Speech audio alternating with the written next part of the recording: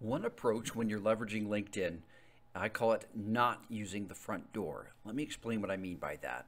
When I took a cold calling course from online through Udemy, one of the approaches he said was this, and here's the word picture he gave. The business you want to get into is the house. And so many people are going to the front door, meaning the ideal prospect, the ideal contact in that company, the decision maker or the person you'd be working directly with if you got into that business, had an opportunity to get in. Well, I liken it to this way. He said, rather than everybody knocking on the front door, he said, try and get in through side window, back door, top window, however you can get into the building, however you can get into the business. So many people are just focused directly on who their ideal contact would be, and it's the same on LinkedIn. Your ideal connection is perhaps a particular role or decision maker, or the person that you would need to talk to and schedule the meeting with to learn more about the company, your initial first contact. Whoever that person is, if that's your ideal connection, don't just try to connect with them right off the bat. First of all, they don't know you, so it's going to be a cold outreach at best. It's better to start with more of an indirect approach. And here's what I recommend.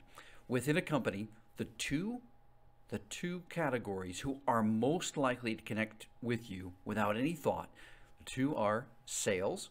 Sales always wants to talk to somebody else, especially if you're in sales. How can we help each other sell more?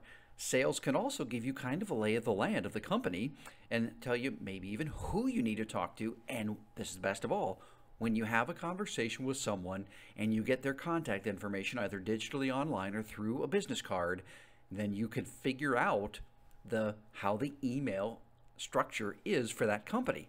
That can enable you then to reach out by email to the person you want to connect with ideally. So start with sales. They're the ones that are most likely to connect with you, and especially if you have a win-win conversation with them of what are you trying to sell? Who are you looking to connect with? Perhaps I can connect you with somebody in my network, making it win-win for them. The second one is HR. HR always needs to connect to other people. Why? Because they're always hiring. So they're very likely to connect to someone outside of their organization, and they also are very well connected with decision makers within the company. Now, having a conversation with HR isn't going to lead you to your prospect necessarily. But here's what's important. After you've connected with other people in that organization that are active on LinkedIn, then you send a connection request to your ideal connection.